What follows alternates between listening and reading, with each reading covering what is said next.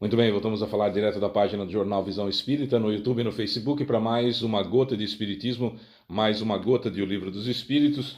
Hoje nós vamos dar continuidade à terceira ordem, Espíritos Imperfeitos. A gente já trouxe o item 101, com as características gerais dessa terceira ordem. Agora nós vamos entrar nos 5 subtipos que Kardec separou para dividir os espíritos imperfeitos em algumas categorias. A 10ª classe é de espíritos impuros, item 102, que nós vamos ler e vamos estudar agora do livro 2º, capítulo 1º do Livro dos Espíritos. A gente usa para esse estudo o exemplar da editora M. Então vamos lá. Normalmente são perguntas e respostas, mas nesse espaço, nesse ponto que nós estamos no Livro dos Espíritos, são itens. Então vamos lá. Item 102, 10ª classe, espíritos impuros. Vale ressaltar aqui que de espíritos imperfeitos nós temos 5 categorias: espíritos impuros, espíritos levianos, espíritos pseudo-sábios, espíritos neutros e espíritos batedores e perturbadores, tá? Hoje, então, o nosso vídeo é sobre espíritos impuros. Vamos lá? 10ª classe, espíritos impuros. Esses espíritos têm a propensão ao mal e fazem dele, do mal, objeto de suas preocupações. Como espíritos, dão conselhos pérfidos, insuflam a discórdia e a desconfiança, valendo-se de todos os disfarces para melhor enganar. Apegam-se àqueles que possuem caracteres ou caráteres frágeis o bastante para ceder às suas sugestões, a fim de impeli-los, conduzi-los, empurrá-los à perdição, satisfeitos por poderem retardar seu adiantamento, fazendo-os sucumbir às provações que sofrem. Nas manifestações, eles são reconhecidos pela sua linguagem, a trivialidade e a grosseria das expressões, tanto entre os espíritos como entre os homens, humanidade, é sempre um indício de inferioridade moral, se não intelectual. Suas comunicações evidenciam a baixeza de suas inclinações e, se eles querem enganar falando de uma maneira sensata, não conseguem sustentar por muito tempo esse papel e acabam sempre por trair a sua origem. Alguns povos fizeram deles divindades malfeitoras, outros os designam pelos nomes de demônios, gênios maus, espíritos do mal. Quando encarnados, os seres vivos que eles constituem são propensos a todos os vícios e a todas as paixões vis e degradantes que produzem: a sensualidade, a crueldade, a trapaça, a hipocrisia, a cobiça, a avareza sórdida. Fazem o mal pelo prazer de fazê-lo. Na maioria das vezes sem motivos e por odiarem o bem, quase sempre escolhem suas vítimas entre as pessoas honestas. São flagelos para a humanidade, seja qual for a classe a que pertençam na sociedade, e o verniz da civilização não lhes impede o opróbrio e a ignomínia. Não impedem degradar as pessoas, humilhar as pessoas, passar por cima das pessoas. Não, o verniz da civilização não impedem de destruírem a pessoa moralmente. Hoje, com as redes sociais, cancelar as pessoas, humilhar as pessoas, fazer bullying cibernético com as pessoas, destruírem a vida de uma pessoa pelo simples desejo, aspas, de justiça, né? Esses espíritos têm um senso de justiça próprio. Normalmente agem pelo impulso daquilo que julgam ser certo, independentemente de ser ou não ser certa aquela atitude. É algo para a gente analisar, porque mesmo aqueles espíritos que hoje já não são mais da 10ª classe, já não são mais espíritos puros, muitos de nós, em determinado momento da nossa vida, talvez até dentro de um mesmo dia, a gente tem pensamentos ainda dessa categoria. Mesmo se não estivéssemos mais, se não estivermos mais nessa classe, a gente ainda tem pensamentos dessa ordem e não nos furtamos em fazer as coisas do nosso jeito, querendo que o mundo todo aprove, e aquele que desaprovar, imediatamente ele é alcunhado, ele é rotulado, é a palavra que eu queria, como inimigo.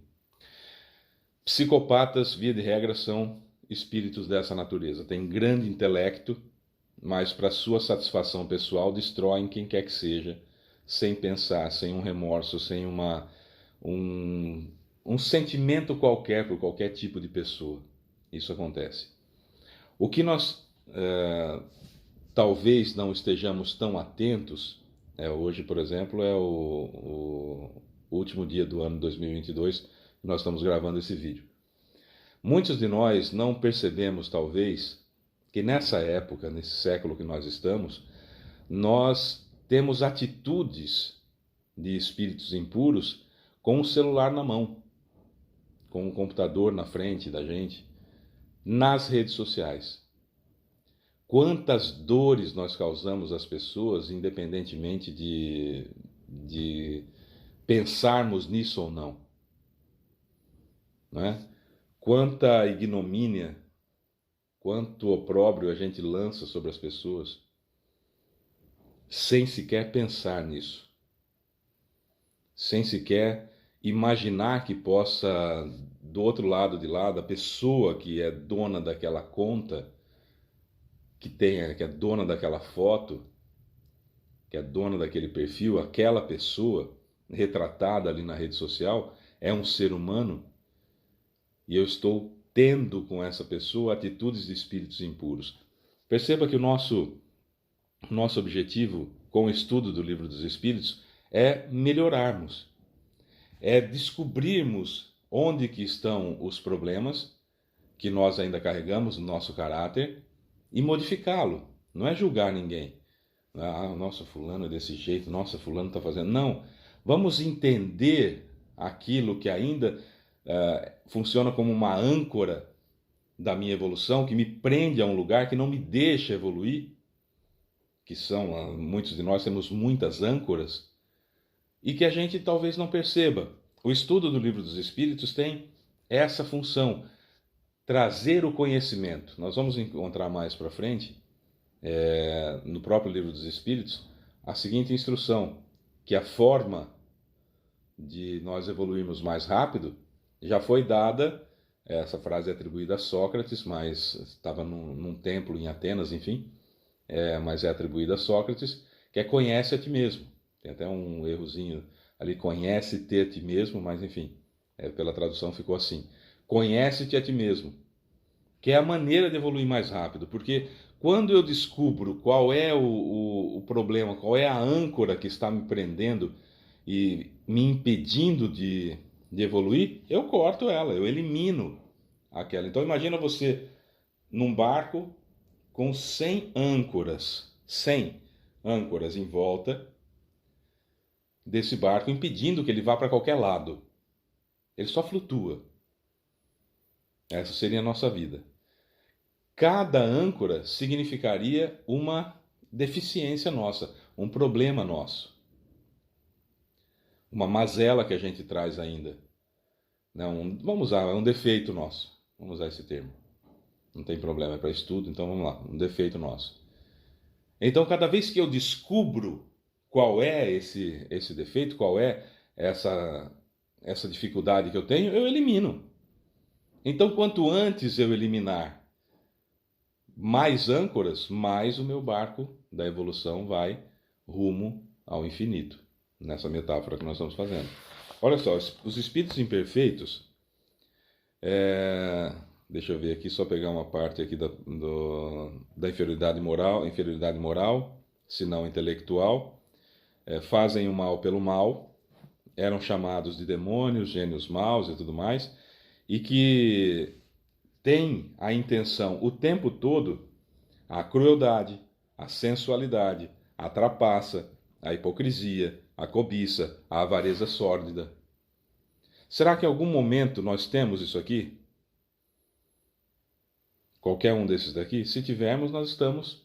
São âncoras nossas, né? A sensualidade, a crueldade, a trapaça, a hipocrisia, a cobiça, a avareza, o opróbrio, a ignomínia.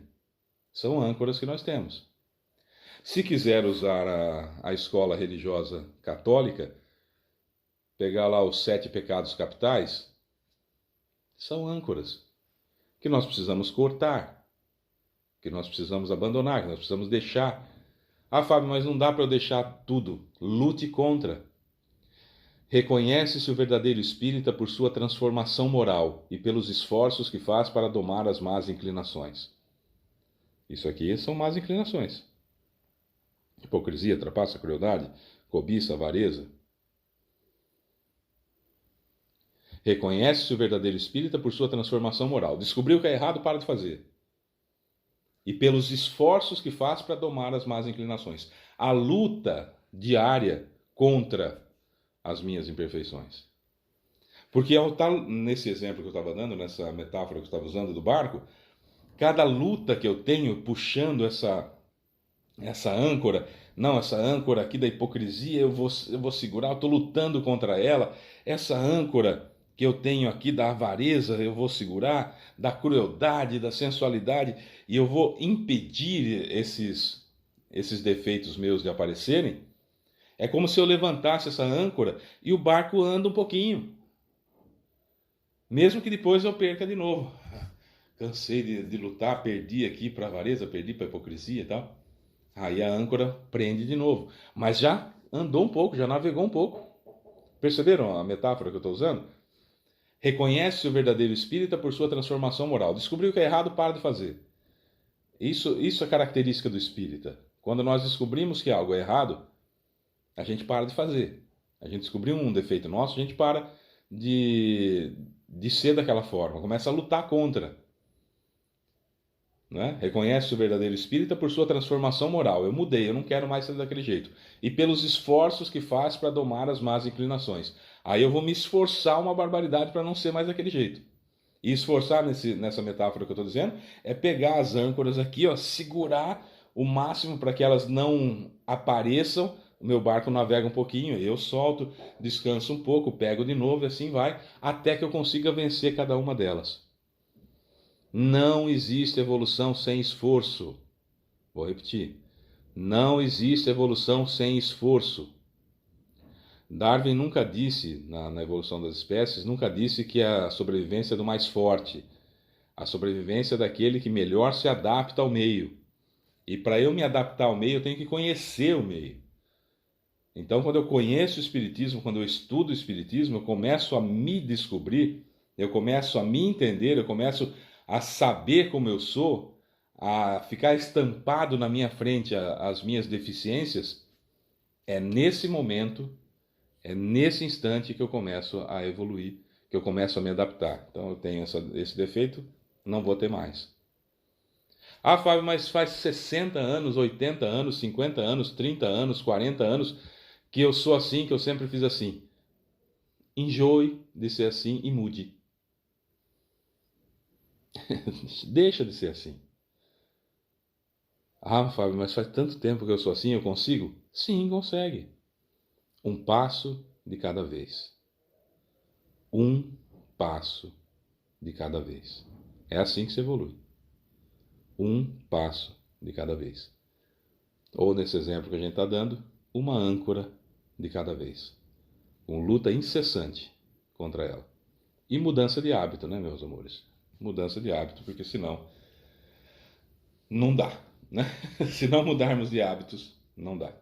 É isso. Essa é mais uma gota de Espiritismo. Eu sou Fábio Pereira e a gente volta amanhã, já no Ano Novo, com mais um item. Amanhã nós vamos falar dos espíritos levianos da nona classe.